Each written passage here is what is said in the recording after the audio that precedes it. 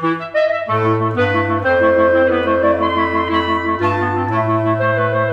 guys, welcome back. This is episode 5 of the Venn Pod, and we are so happy you could join us. My name is Hannah, and next to me, hopefully this is the right direction Right? Is this time, Alex.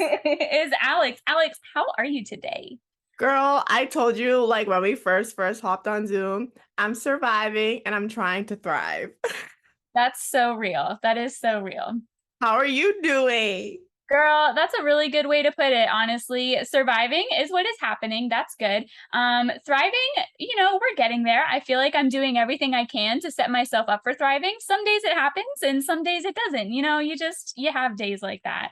I was telling one of my colleagues this past week, I'm definitely getting everything done that I need to get done in a day's time, but I just feel like I'm scrambling. Like I feel like everything is like I'm like grabbing at straws. I'm like, oh my goodness, am I gonna get it done? But I did, and I am. We're doing it. It's And fine. then like in terms of rap, I feel like especially this year, it's like, okay, I learned it, but is it perfect? No.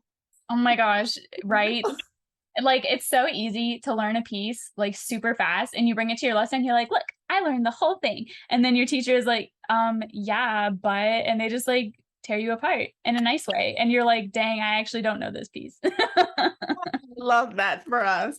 But on today's episode, we think it would be a good idea to just have like a chill episode and just get a catch up from both of us, but especially Hannah, because first year in grad school, first year in a new state, first year in a new school. So we think it would be cool to like talk about our experiences of adjusting to a new institution, a new state, a new environment, and just saying like how we're doing in terms of that, but then also like getting into like the schools, like what's the differences so far that Hannah may have experienced, and then myself from the past and present experience from being in a small private Christian university to like a public humongous music department, like let alone school but music department. So I think this would be a cool topic to talk about. Absolutely. So let's just like update everybody. That way everybody can kind of get like a window into our lives. So you can go first. Tell us like, okay, first of all, what academic classes you're taking, and then second, what musical ensembles you're involved in. Okay, so this year I'm in one theory class and one history class. They only meet once a week, but they're 3-hour lectures. In terms of ensembles, I'm in wind ensemble because in ASU we do like cycles. So it's like you're in wind ensemble, then you're in orchestra, then you're in MTO, or like they switch you around. So this semester I'm in wind ensemble, but I'm also in a contemporary music ensemble. And then in addition to that, I'm in a string residency program in a Pierrot ensemble. And then I also am in a Pierrot ensemble with just graduate students. And then it keeps going, Alex, what? keeps going. And then I'm also working on a trio with my friend for his recital. And then I have one other thing. Oh, a composer wants to work with me in like creating a new composition. So yeah, it's a lot happening. What about that? Well, and Alex is also like runs Venduo. So there's that. Wow. Alex, you're busy. I mean, I knew you were busy, but like, oh my gosh, I girl. told you I'm surviving, but I don't know if I'm thriving. I see you on your stories. Like, okay, so I think the key to thriving is like prioritizing your needs in little ways. So whenever I see Alex with like a cup of boba on her way to rehearsal, I'm like, yeah, she's thriving. Like she's doing the thing. It's all good. That's called self-care. Yeah, it's called self-care. Yes, you're right. Um, yeah, so my list is gonna sound lame, but here we go. So I am in one academic class, I guess you could say. So it is the history of the symphonic band. So I'm at UNT and I'm doing my master's in clarinet, obviously, but then my related field, my minor is a minor in wind conducting. So that's a class for my minor. And then my other classes are my clarinet studio class. So I have just a class once a week with Dr. Luevino's studio. And then I have a class once a week with all 85 clarinet majors here at UNT. We call that our departmental. So that those two kind of go together. And then as for ensembles, I'm in the UNT Wind Symphony, and I'm also in UNT Symphony Orchestra. So those are like my two big ensembles. Wind Symphony meets twice a week for 3 hours at a time, and orchestra meets 3 times a week, 2 hours at a time. So it's the same amount of time, just split up. That's Just split up different. crazy. 3 hours? Girl, it's a lot. It's a long rehearsal. And I feel like I'm like exhausted afterwards. Like, even if everything goes well, like I just walk out of there and I'm like, That's long because I don't even think Messiah was that long. And I'm like calculating ASU's wind ensemble. I think we meet for approximately like 2 hours, 3 times a week, which is only six compared. Well, I guess you said it is the same. It is the same.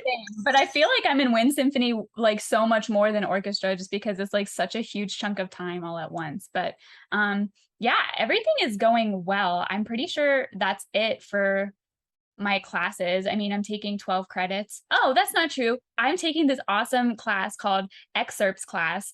And basically, we just like work through all the common excerpts that you get on like orchestral and military auditions. And we like play it for each other. So like last week we did Mozart, and this week we're doing Mendelssohn. And it's really fun to like get that point of view and like to hear everybody. But yeah, so that's kind of what my life looks like school wise. And then also in Texas, like teaching in the schools is a big thing. So I'm teaching I'm teaching in a public school. I actually have a ton of saxophone students. I teach a lot of saxophone children. I have a few clarinet students too, and I'm going to be teaching online as well for Dallas School District. Ooh. Yeah, there's tons of like teaching opportunities in Texas. Also, like I didn't realize we were going through our whole schedule. You got like half of it. I didn't mention the other. Wait, there's actually more. Yeah, but let's just skip over it because then it's gonna sound like actually crazy that I'm doing all this, but it's fine. It's funny because in undergrad, like you kind of know, but like not really, but it was a joke, like an ongoing joke amongst me and my friends, and especially my international student friends, because we like want to get in and out in 4 years. So I was doing credit overloads as soon as I added my double major. And they would like see me and be like, wow, you still go to this school? And I tell you, no lie, Hannah. But then like the second week, no one was seeing me. And my friend came up to me and was like, you still go here? And I was like, this is bad. This is when I like overdid my schedule. But for some reason, I really enjoy being busy because if I'm not busy, then I'm sleeping. But I mean, I do need to sleep and I do sleep, but sometimes I just get really lazy when I'm not doing stuff. So I'm happy that I am busy, but it's a lot. No, I'm the same way. And like, I feel like when I have a very full schedule, I'm a lot more intentional with my free time. Whenever it's kind of like open, I'm like, free time all the time. Let's watch Netflix all day. But when I'm like, okay, I know I have to practice these 2 hours because I'm not going to get like a good chunk for the rest of the day, then like I do it, Yeah.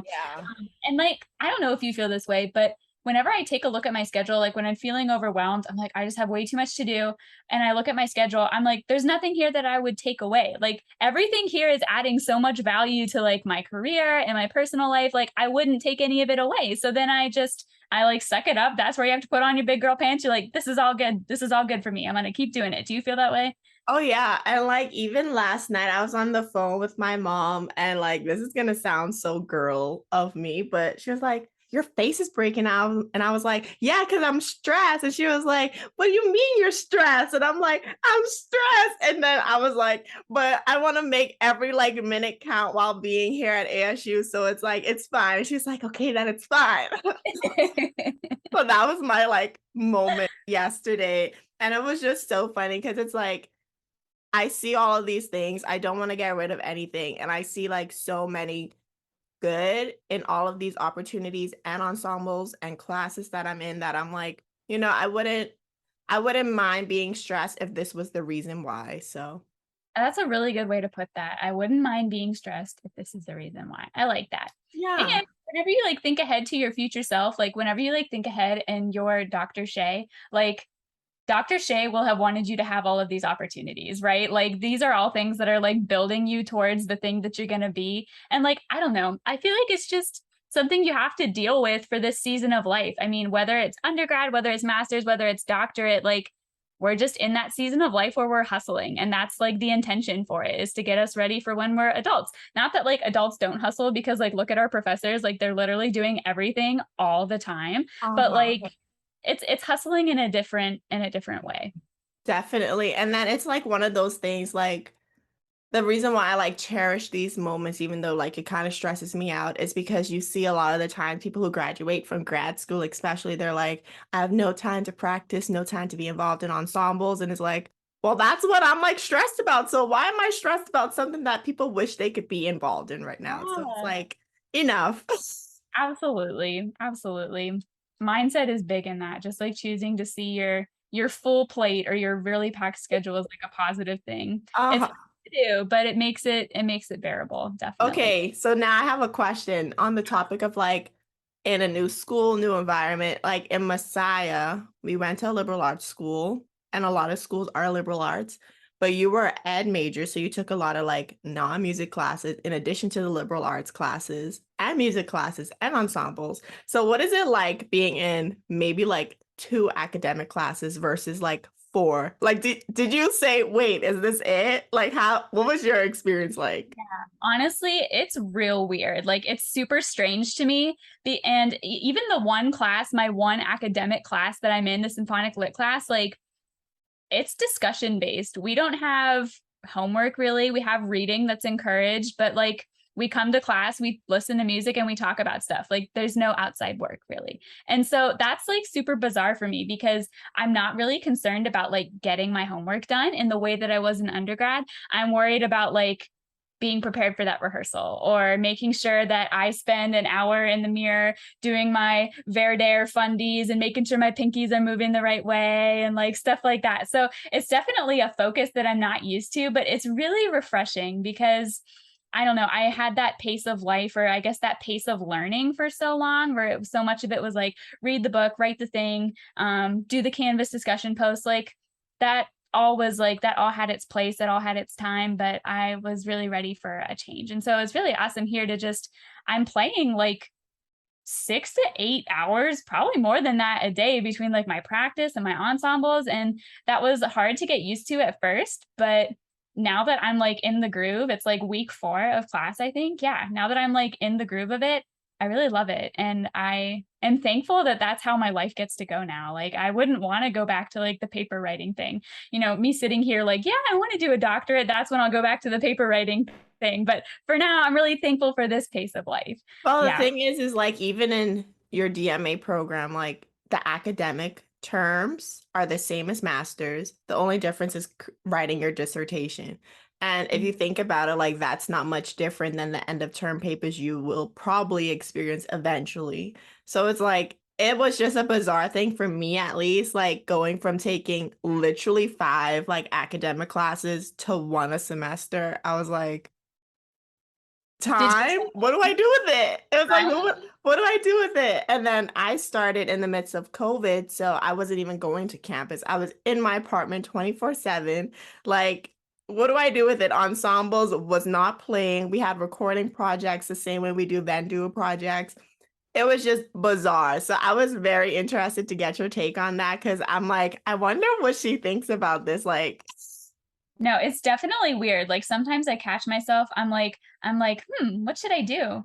And I'm like, I don't have any homework. Like that's like still a really unsettling thing for me. But then I'm like, oh, I should definitely be practicing insert thing here. So then I do that instead. and then like in terms of being in a new school, like how did your first week go? Like how was adjusting? Was it like a little intimidating? Like tell us. So it was very intimidating. Just the sheer amount of people around you at a given time at UNT is so overwhelming. Like the student body at the University of North Texas is 45,000 people. There are 45,000 people on this campus. And it's just, that's like mind boggling for me to think about, because Messiah was like 4,000, like maybe. That's like the overestimate that they give to sound important at like orientations and stuff. Like it was tiny. And so yeah, it's just like wild to be around that many people. But even more so, it's wild to be around the caliber of talent that you are. I'm sure you feel this way at ASU, like all these new music, like masterminds around you all the time. But like here, jazz is a really big thing, like UNT jazz. So like I walk down the hallway and I hear like Charlie Parker incarnate, like throwing down in a practice room. And I'm just like, I go to school with that person. Like, what the heck? Like, I'm gonna be like seeing them on stage somewhere someday. Like, it's just like it's very humbling for sure because you're like, oh my gosh, like you can be thinking, you can like be feeling that you're doing all right. And you're like, yeah, look at me. Like, I sound good today. And then you walk down the hall and you hear this sophomore just like throwing down, and you're like, that's it. That's it. Like I'm done. But it's really awesome because I hear those people and I'm like, shut up. Like that is so cool. I get to like be in the same environment as you. I get to learn with the same people that you learn from. So honestly, it's just really exciting for me. And I mean, I feel this way. I feel this way now. I hope I never stop feeling this way, but I kind of like have my rose-colored glasses on. Like UNT has been kind of like a dream school of mine, I guess. Like I've always just like really looked up to them. And so now getting to like play with the UNT Wind Symphony, getting to play with the UNT Symphony Orchestra, I'm like, this is really cool. Like, I just feel really grateful and excited that I get to do this. It definitely is not without its challenges, because that being said, when you're around such greatness, like the stakes are higher. And I would say that's probably one of the biggest differences, because like at Messiah, Alex and I were pretty much like at the top of our studio, and like we were expected to like do all of the things. And so because there weren't that many clarinet players, like we were the ones setting the standard because we were the ones at the top. Now the people at the top are like insane, and so like the standard of perfection and like the standard of how we do things and how we come prepared is just so much higher. And so that definitely, I feel like I've adjusted to that, but it's a lot of work to uphold that, I feel, if that makes sense. No, it does. I feel like for me, like mine, obviously, like I keep saying, was a delayed like response, and it was more gradual than you because you started when everything was back in person. Like mine went from virtual to half in person to like fully in person, and I was like, oh, people, like they exist. And yeah, like I feel like mine was kind of similar, but maybe not to that extent because like I don't know, like maybe you practice on campus more than at your apartment, but I'm mostly like a home practicer.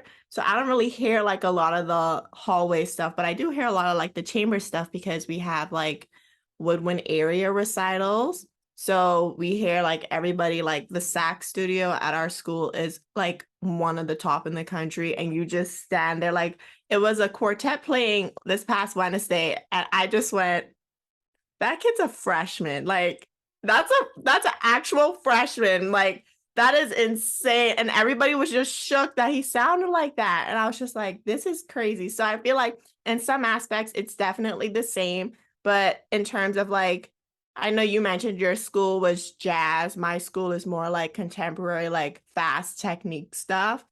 I think I was really intrigued by like the new music stuff because in Messiah we didn't have much of that at all, or if we did, it wasn't to the extent that I am exposed to here at ASU. So, and then in terms of population, I was Googling ASU's population, and in 2019, I wonder if it's going to tell me 2020. It's not going to. In 2019, it was 74,000. I'm pretty sure it's even higher now. Like, and then the Herberger Institute is the largest institute in the country. So cumulative, it's 8,000 people. So like you're just surrounded by people all the time. And like for me, obviously, like I'm an ethnic person, and coming from Messiah sounds so bad. It was maybe like one or two Black people in the music department at any given time, like one or two. That's the max. I remember it was me and then a guy who was older who graduated. Then it was just me. And then the kid Josiah came. Is that his name? The oboe pianist?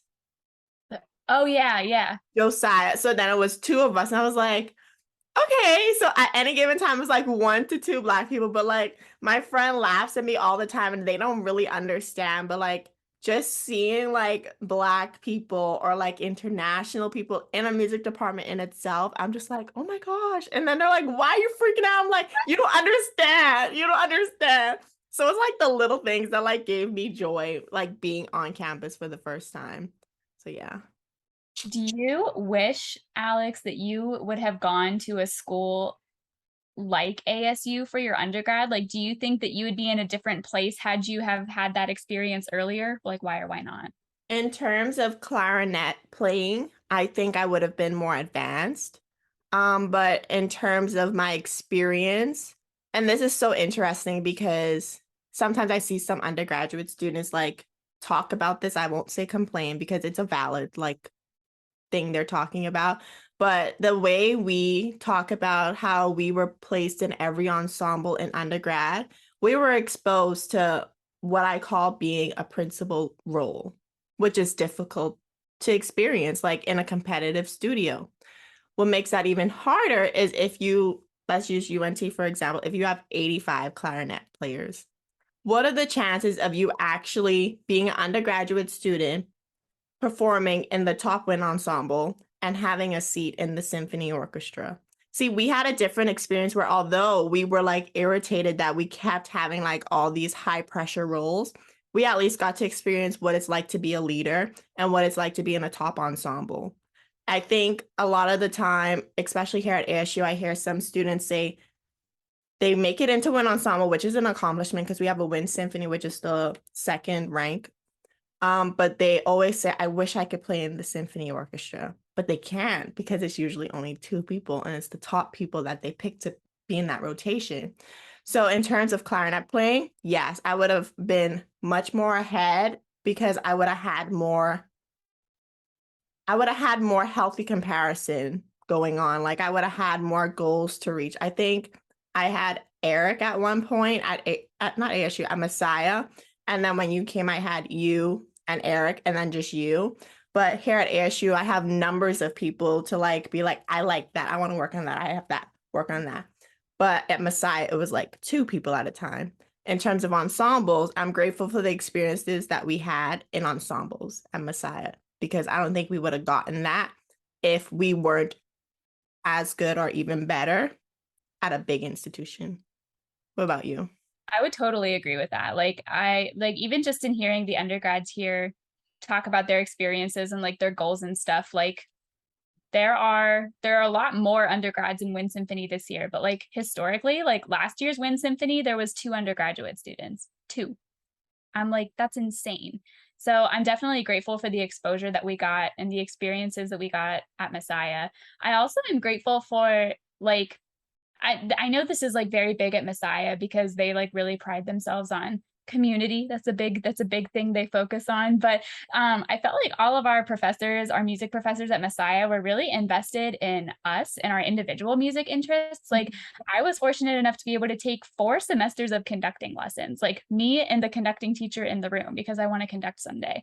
I have a friend here at UNT who's been trying to get into orchestral conducting for the last 4 years. He's a senior. He has been like, just let me sit in your rehearsal. Like, can I please like, pass out water? He said that he was like, can I pass out water at rehearsal? Like, please just work with me because I want to be an orchestral conductor.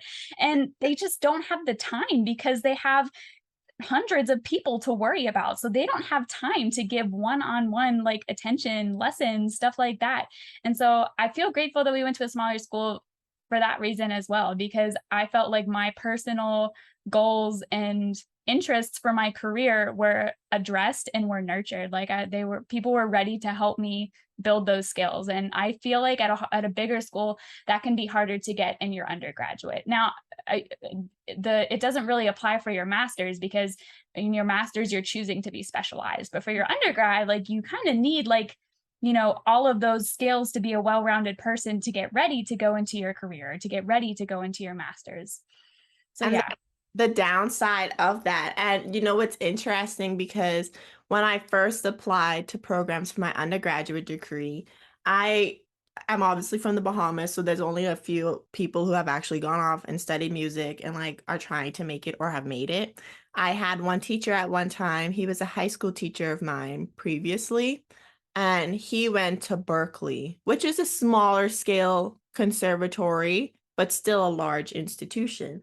Yeah. And I was very realistic of where I stood in comparison to American performers and then also like international performers. I was not anywhere close to where I am today. I didn't know what rose etudes were. We didn't do like the standard way that Americans learn an instrument. Like we focus on what we call the ABRSM exam. So everything's there for us. We have a book for scales, we have an ABC piece, and you take your exams and you go up to grade 8 and then you get your diploma. It's like very laid out for you, but it's not repertoire focused or like etudes focused. So I was behind. And he told me like you should consider going to a small school like Messiah because it allows you to be an individual and not a number, which is a thing. Like imagine needing like the experience of orchestral conducting prior to applying to get a minor in conducting in grad school. Do you see how like that kind of is a downside to some extent, like going to a larger institution first? Like there's a lot of pros, but sometimes we were fortunate enough to get a lot of, well, yeah, more pros, honestly, like being at a smaller school. And like sometimes we don't recognize that until we like kind of put them side by side. But we got a lot of like good experience and opportunities being in a small school, even though it's very stressful. But Mm-hmm. like even how you said like the professors all knew you, like I feel like the relationships we had with teachers in Messiah's music department can't compare to any other school, in my opinion. Like it just cannot. Like I know it's like boundaries, but we were kind of like friends with them. Like we were very cool with them. And then they respected us the same way we respected them. And they wanted to help us in every way they can. And I feel like, yes, that does happen at bigger schools, but it's much harder to build that relationship when you have 30 people to build a relationship with versus 4 people in our studio. Right. Also, sidebar, when are we going to get Dr. Kramer on this podcast? Like, I feel Yeah. like you'd have the best time on here. In progress. So, Alex, talk to me about the differences that you're seeing or the expectation differences that you're seeing as a master's student or as a doctoral student versus being a master's student, because you already kind of know the rodeo, like you didn't go somewhere new, but like how is your life and how is your schedule and how are your responsibilities different now than they were 2 years ago? Honestly, most of it is pretty much the same. I think I've gotten a lot of advice from a lot of people who are either in doctoral programs now or were in a doctoral program. And I think the biggest difference that I'm experiencing now is planning for the future because I don't want to be one of those people who gets a DMA and does nothing, you know? So it's kind of like you get a master's and you could go teach, right? You could teach in like a public school, like, or like maybe a community college, which is difficult to obtain. I'm looking towards like the colleges route, right? And they're difficult to obtain. So for me, it's kind of like thinking of the steps needed to like be in the works to reach that goal. So that's the biggest difference for me because a lot of the times people don't think about that until they already have the degree. And Yeah. that's where things go like a little, And then it's eh, like too late, right? Like you're it's too late because now you don't have the resources of your professors at your fingertips. I mean, you do if you want to email them and text them, which I will, but like just being able to discuss things and ask for advice, like in my lessons, like asking them, can we meet up for coffee? Like I need advice. I need help, suggestions, like steps to take, like perspective. It's much easier to do that while I'm still a student. So I'm really trying to take advantage of those things. And that's the biggest difference for me. But everything in terms of like rehearsals, classes, all of that is the same. So in my opinion, at least, I'm busier, but it's still the same. What yeah. about you? From undergrad to master's? I feel like with undergrad, I was busier, but in a different way. Like my busyness was way more structured than it is in my master's. Like for my undergrad, for example, like I knew Like I have this class, bam, bam, bam, 2 hours, this class, bam, rehearsal. Like I knew exactly like my schedule blocks each and every single day. I feel like with masters, having such big chunks of time that are not occupied by classes, I become busy in different ways. So like, for example, I have a 30-minute commute to and from my teaching job. So like sometimes I'll get caught in traffic and then it's like an hour. And so then like my day gets kind of thrown off because of that or something like that. I'll like randomly see this email from my job at the music library that I need to address and then need to take care of. So then I'll go and do that. I feel like, yeah, if that makes sense. Like my busyness was way more structured. I knew when I was going to be busy and what I was going to be busy with in my undergrad. But in masters, I'm still pretty busy, but it's more variable. I never quite know what the day is going to bring. I never quite know what's going to take up my time. Yeah, things just change a lot more readily in masters, I feel like. And that can also come with like a bigger school and like more stuff going on and everything like that. Like for example, our Wind Symphony concert is coming up in 2 weeks. Yeah, 2 weeks. And we just had a program change. One of our biggest pieces just got pulled from this concert and moved to the next concert. And so suddenly I have like way more time now because the other piece that got put in its place is not as demanding technically. And so yeah, but when it was still in the works, like I was still like shredding that every single day. That's another thing too. I have to practice for ensembles way more in my master's than I did in my undergrad, because in undergrad, stuff for ensembles, don't listen, Kelowna and Dixon, if you listen, but I didn't practice for it, especially in my junior and senior year. Like I was to the point where like I didn't need to. It was not part of my practice. But here, the rep is a lot harder and the standard of perfection is a lot higher as well. Like I can remember it was our fourth Wind Symphony rehearsal of the year, and somebody missed a note in the clarinet section, and Professor Corcoran was like, "It is the fourth rehearsal. We should not be missing notes." And I was like, It is the fourth rehearsal. We could be missing notes. I was like, at Messiah, they would be like, "I know we're still reading. It's the fourth rehearsal." Like it would be so different. And that was just like a moment for me where I was like, I am not in Kansas anymore. Like I am like so far from like what I came from, but all good challenges, but definitely same level of busy, but less structured busyness. That's a weird way to put it, but that's the only way I can say it. Well, let's keep going on this topic of ensembles because I feel very similar, but I think I've figured out my approach to ensembles in grad school in comparison to undergrad. So like for you, are you spending just as much time on your ensemble rep as your solo rep, or would you say ensemble is taking up more time than solo rep, or vice versa? So it depends on where we're at in the rehearsal cycle. I'll say it that way. So like at the very beginning, like the very first week of class, I probably spent more time working on my ensemble music than I did my solo music, because I had been working on my solo music all summer and I had just gotten all of my ensemble music for Wind Symphony and orchestra. And I knew that the expectation was going to be have it ready now. Like it should be this perfect now. So but now at this point, like now that I'm like further in the cycle for Wind Symphony, I don't practice it that much. Like I still look at it like before every rehearsal, like spend some time just going through those spots, but I don't like sit down and like metronome things out the way I did the first week, if that makes sense. How about you?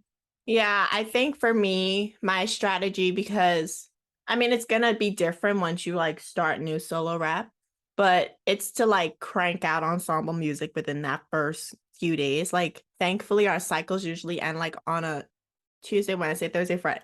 That's a big range. But I have the weekend to learn ensemble music. So the weekend is when I honestly just cram ensemble music, like put solo music to the side, because once ensemble music is done, not all of my practice time, I could honestly focus on solo rep, solo and chamber rep.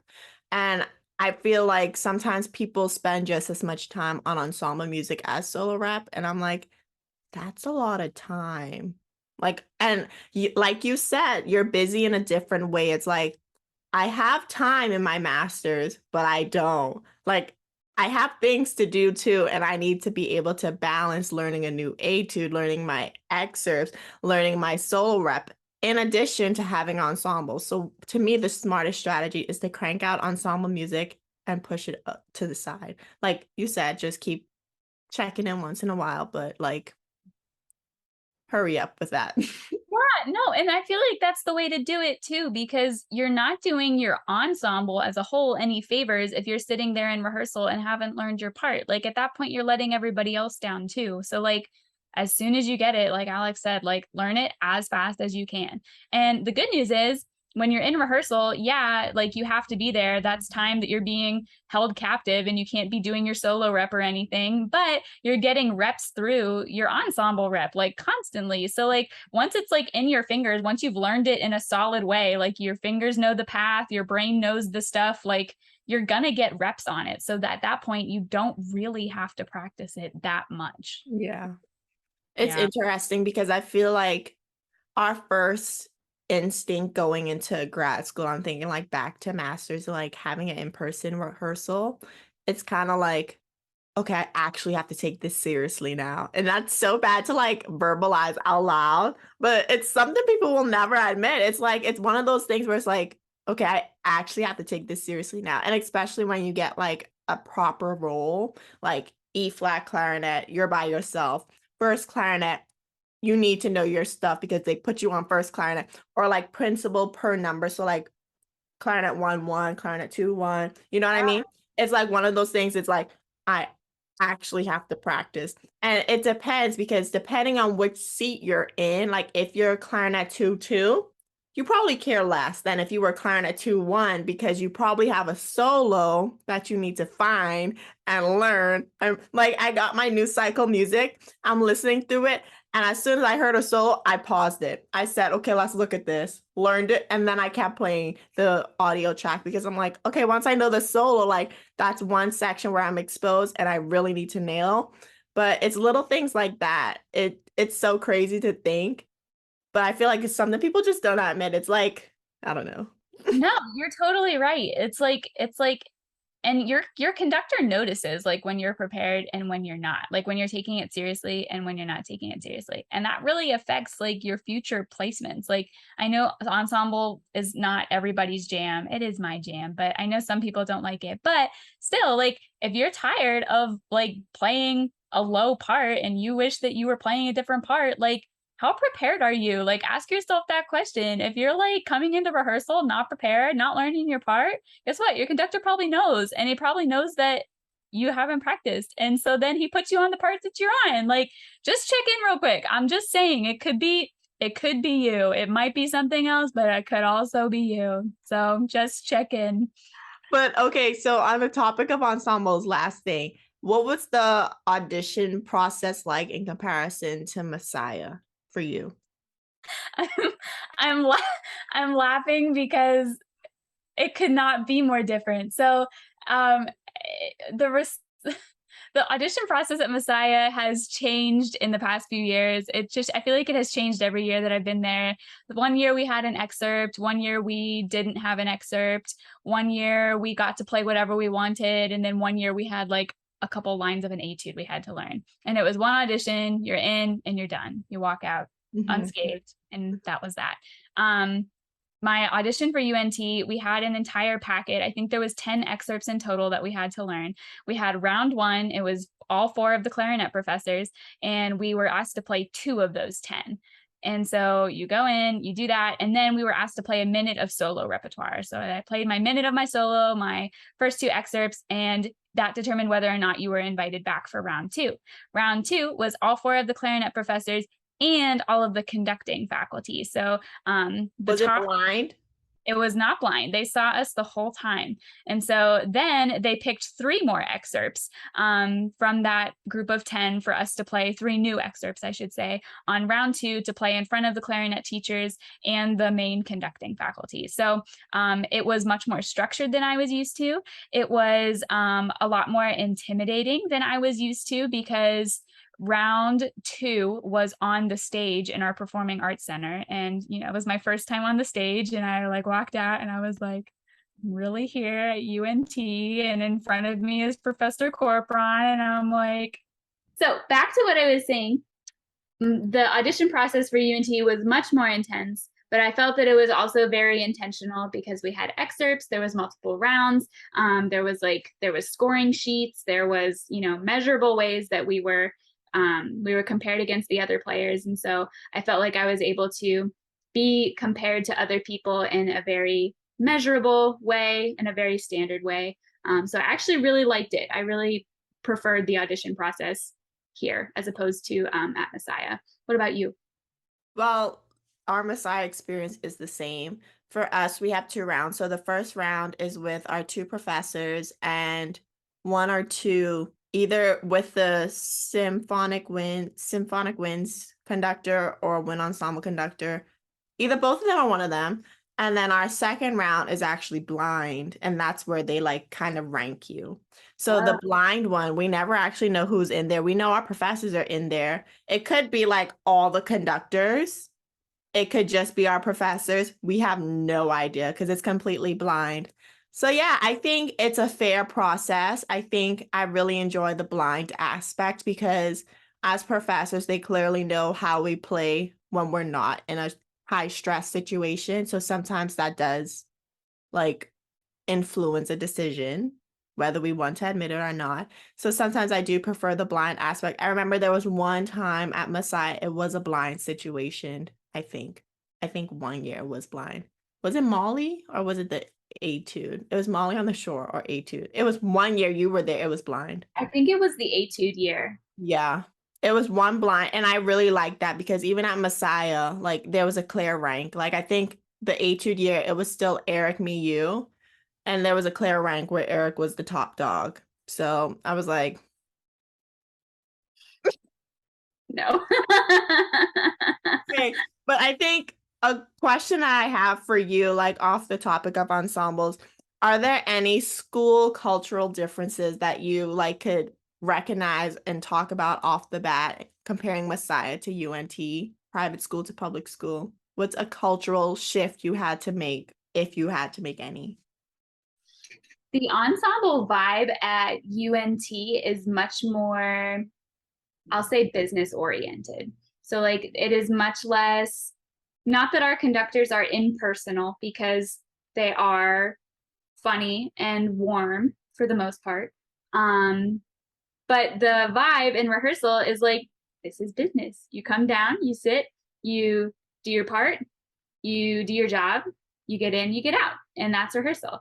I feel like rehearsals at Messiah were a little more, I don't want to say laid back because we definitely got stuff done, but perhaps maybe a little more laid back and maybe a little more like personal, but not in like a bad way, if that makes sense. Like I feel like our rehearsals at Messiah were a lot more focused on like the individual. Like for example, conductors would call people by names, or they would allude to, they would be like, well, Alex has her recital this weekend, so she probably hasn't gotten a chance to look at her music. Alex always looked at her music. That was never her.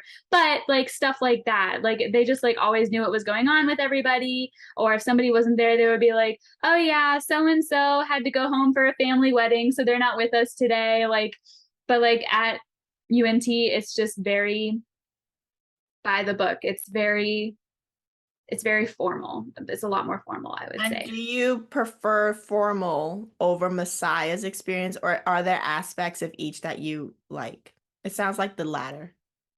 Yes, I would say the latter. I do like the vibes here, but I did appreciate the warmth that I felt that our conductors at Messiah brought to the table. Because what's so interesting, I'm gonna answer, is that I feel like there was a time at Messiah where Kelowna came and we were like, I could easily say like one of the top wind ensembles on the East Coast, like small school, but we were top dogs. Like the music we produced was insane.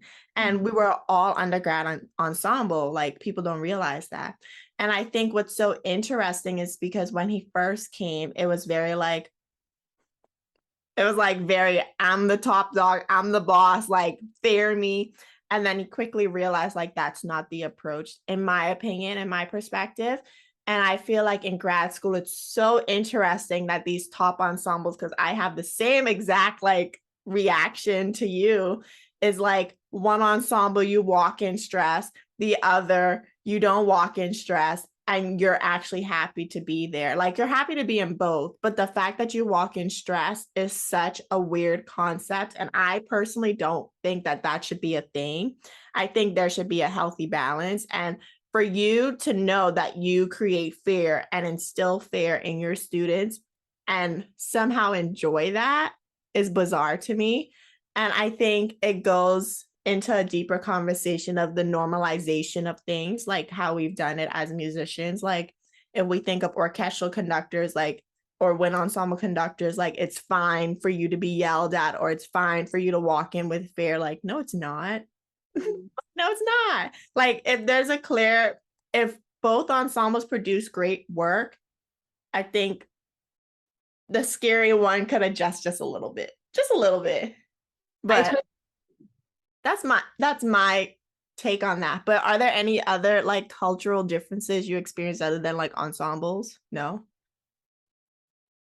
I would say no for the most part. The only thing that I have noticed is that at larger schools, and this isn't just at UNT, because I've gotten this vibe from larger schools as well. As an ed major, I feel for my ed major people. I love them a lot. But at bigger schools, there's like the vibe that, oh, the ed majors are not going to play as well as the performance majors. And it kind of bugs me a little bit. Not going to lie, Alex. It kind of rubs me the wrong way. And unfortunately, it can be true a lot of the time, especially at a big school. Ed majors are already busier. Ed majors have, you know how we talked about being like scheduled busyness in my undergrad? That's real here. And so they just don't have the hours that the performance majors have to devote to their instrument, which is really sad. At Messiah, I didn't really have a choice. I had a role to fill, and so I had to like beef up enough to do that. And that meant that like my social life was not very vibrant. That meant that like I didn't really have hobbies that weren't connected to music. And that's a choice that I made, and I made it. And I'm glad that I made it, but I know that like not everybody would want to do that. So that's definitely a vibe here, unfortunately. And sometimes I just like chuckle to myself because the grad students definitely get preference at UNT. I will not like deny that. Is it that way at ASU? Like, do grad students get preferences for parts and stuff? See, it's interesting because that's where the blind thing comes into play. A lot, like our principal saxophonist in one ensemble is a freshman. All right. Okay. That's where blind comes into play because I feel like at larger schools, grad students do get preferences, but when you put up a curtain, That's interesting. uh-huh. If UNT is about to jump to blind auditions after they hear this podcast, you know they listen. JK. But yeah, that's the only thing that I've noticed. And it kind of makes me laugh to myself because I'm like, teehee, I'm an ed major. I'm like, they don't even know. I'm one of them. But the thing is, too, is Messiah was a mostly ed music department. That's true. So we had talented people who were all ed majors. And I think our ensembles, if I think like when I was there, at least I don't know what it was like post me being there, but when ensemble was mostly all ed majors, like we had a really great flautist and trumpet player who were performance majors, but everybody else was like just as good in terms of music ed majors. And then our choir was mostly like all ed majors, and we have a phenomenal choir. Yeah. And it's just like we don't have the same like perspective because our experiences were different. But I will say one big cultural difference for me was stealing. Like I wouldn't say people steal from practice rooms because I've never experienced it, nor have I asked people, but it's a genuine fear that it could happen because it's such a large school and our school is open to the public. We have practice rooms that are carded and like the hallways are carded, but then there's also ways to like get there if you actually know like how to navigate properly. So it is carded, it's safe, but you never know people's intentions. I will say, like, at Messiah, we just had like the most bizarre like non-stealing culture. Like, think of the watering hole. We left our laptops there for hours. No one would touch it. No one would sit by it. We would go to not Memorial Union, the Union, leave our stuff in the little cubicle area seatings, laptops open, phones on the table. No one would steal it. I don't think you cannot do that at ASU. Like, our school is open to the public. I was even like sitting outside in like a courtyard area, and I saw like a homeless person steal someone's skateboard. So it's like the stealing culture is like a thing in every public school, and in Messiah it just was not a thing. So for me, that was like a cultural shock that obviously I knew and adjusted to very quickly because of like my background. But it's like I wish every school had that like respect for not touching people's things. No, right? And then it's so annoying having to carry everything with you all the time. I can't even talk because you have a friggin' dolly that you take with you to school every day. Have you seen Alex followers? Have you seen Alex rolling on her story? If not, you need to go watch it. But Alex literally has a cart that she has to take with her every day because she has so much stuff she has to carry. We do have lockers, but in the same sense, it's like we had lockers at Messiah too, but we never locked them. No, So do you have a locker at UNT? Because I'm pretty sure you probably lock it. every time. Okay, see, it's like the little things like that. It's like it's just not Messiah. Yeah, for sure. It's so crazy though. I think another cultural difference, and I don't know if it's because ASU is like such a humongous melting pot, but like there's a few people. It's almost like for me being religious, because obviously we went to a private Christian school, like you assume everybody's a Christian, honestly speaking, unless they outright say they aren't, and then you're just like, "Oh, okay, whatever."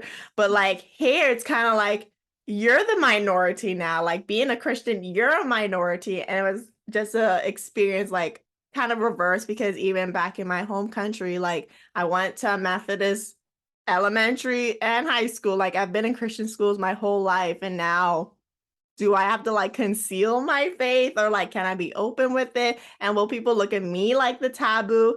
It was one of those like weird positions I was placed in and had to like navigate because you don't want to like shove Jesus down people's throat. And we didn't do that in Messiah either, but it's similar. It's kind of like, well, I don't actually do that or whatever activity they're talking about because it's just it doesn't align with my morals. And they're like, well, what are you? And I'm like, Ah!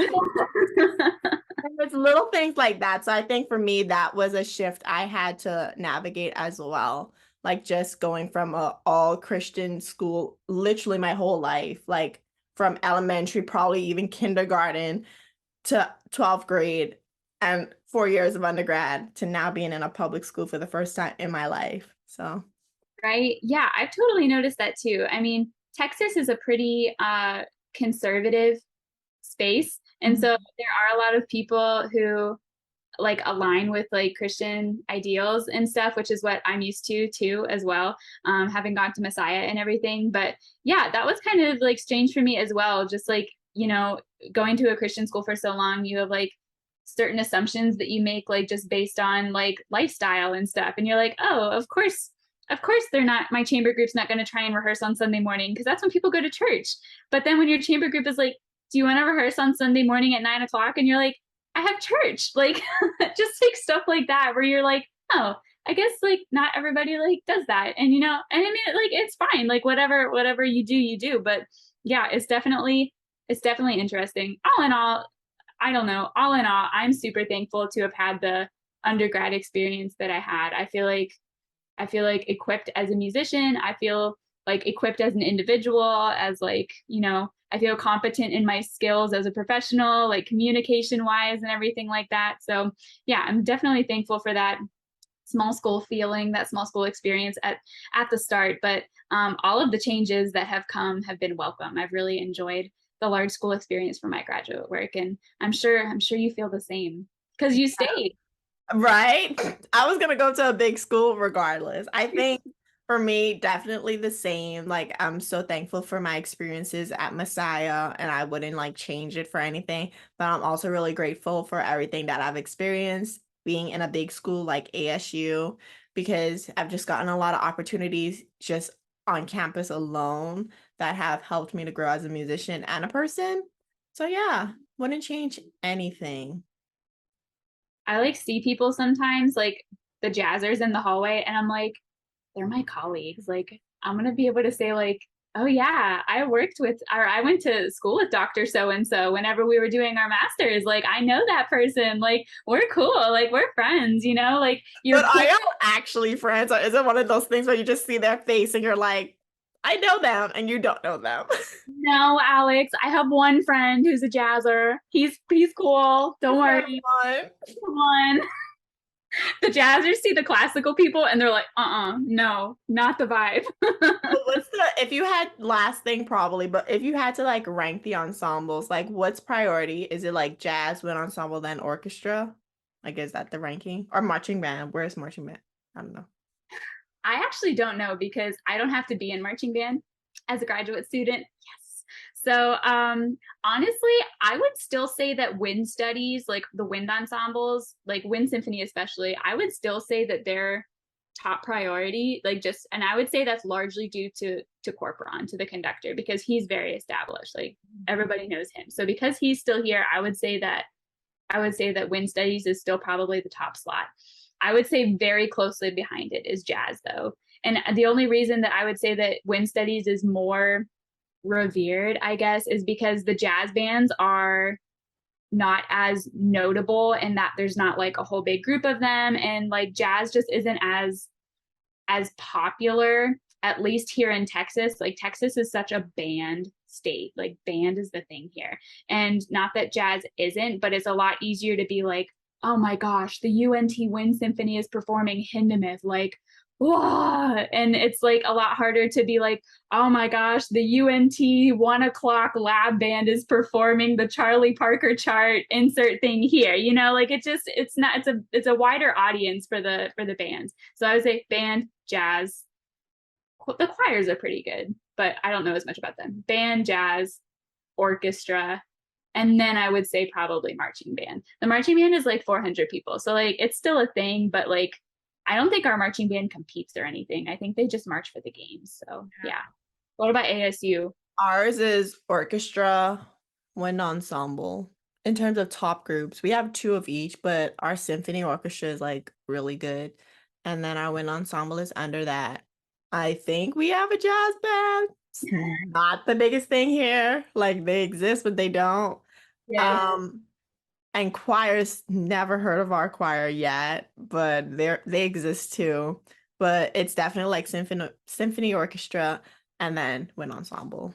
So yeah, it's interesting because a lot of people, I mean, at least I took that into consideration when choosing a master's school as well as DMA, because I'm not the biggest fan of wind ensemble.